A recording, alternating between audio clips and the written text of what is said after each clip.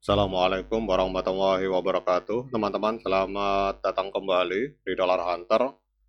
Jadi di sini kita akan update informasi mengenai perkembangan dan peristiwa terkini yang terjadi di seputar dunia cryptocurrency, teman-teman. Namun seperti biasa, sebelum kita berbicara tentang dunia kripto, mari hari ini kita berdoa bersama-sama memohon pada Allah agar kita semua senantiasa diberikan nikmat berupa kesehatan dan juga diberikan keberkahan dalam setiap rezeki yang kita terima pada hari ini, teman-teman. Oke, teman-teman, hari ini kita akan melihat kondisi yang ada di market kripto. Jadi market kapital di dunia kripto secara keseluruhan hari ini mengalami koreksi 1,27%, ada di angka 2,28 triliun US dollar, teman-teman. Sementara untuk indikator Fear and Greed Index ini ada di angka 8, kemudian Extreme Fear, artinya bahwa para trader maupun para investor hari ini mengalami ketakutan yang sangat ekstrim untuk masuk ke dalam market, teman-teman. Nah, kemudian kita lihat untuk Bitcoin hari ini kembali mengalami penurunan 1,61%, diperdagangkan di angka 66.557 US dollar. Sementara untuk Ethereum hari ini turun sekitar 1,06%, diperdagangkan di angka 1.945 US dollar, teman-teman.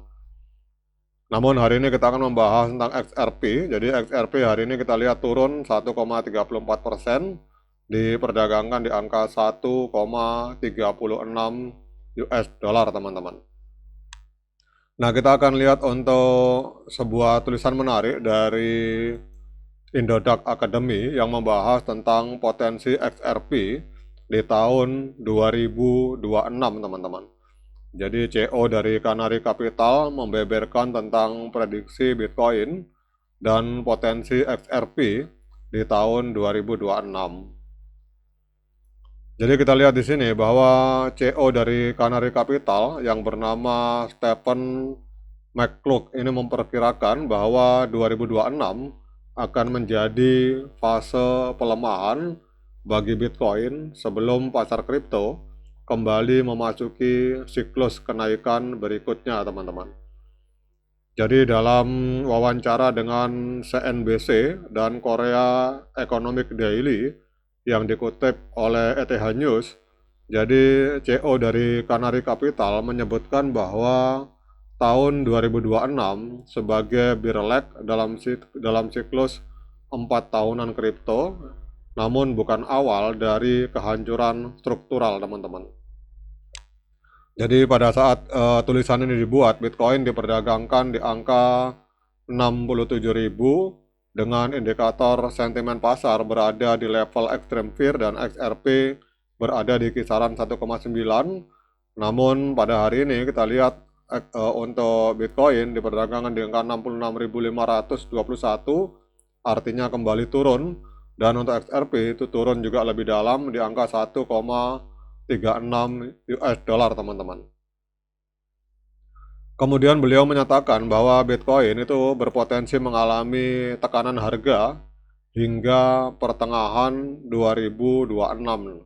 Jadi CEO dari Canary Capital memperkirakan tekanan makro masih akan membayangi pasar hingga pertengahan tahun. Dan ia menyoroti inflasi yang belum sepenuhnya stabil, kemudian kebijakan suku bunga ketat dari Federal Reserve, serta rendahnya minat resiko dari investor sebagai faktor utama yang menekan aset digital, teman-teman. Kemudian menurutnya titik terendah harga Bitcoin berpotensi terbentuk pada musim panas 2026. Jadi dia menilai bahwa fase penurunan tahun ini konsisten dengan pola siklus 4 tahunan Bitcoin, dan ini bukan indikasi runtuhnya struktur pasar, teman-teman.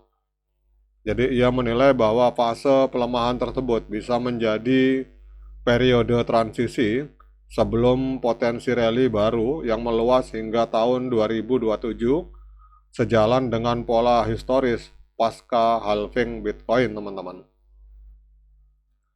Namun beliau menilai bahwa XRP itu dinilai bisa bergerak berbeda, teman-teman.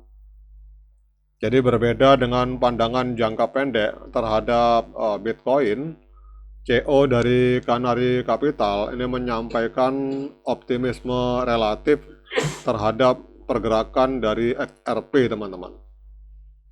Jadi ia menyebutkan bahwa aset kripto berbasis infrastruktur seperti misalkan XRP dan Solana itu berpotensi untuk mulai bergerak lebih independen dari Bitcoin, teman-teman. Artinya fenomena ini akan dikenal sebagai divergensi ketika altcoin tidak lagi sepenuhnya mengikuti arah dari Bitcoin, teman-teman.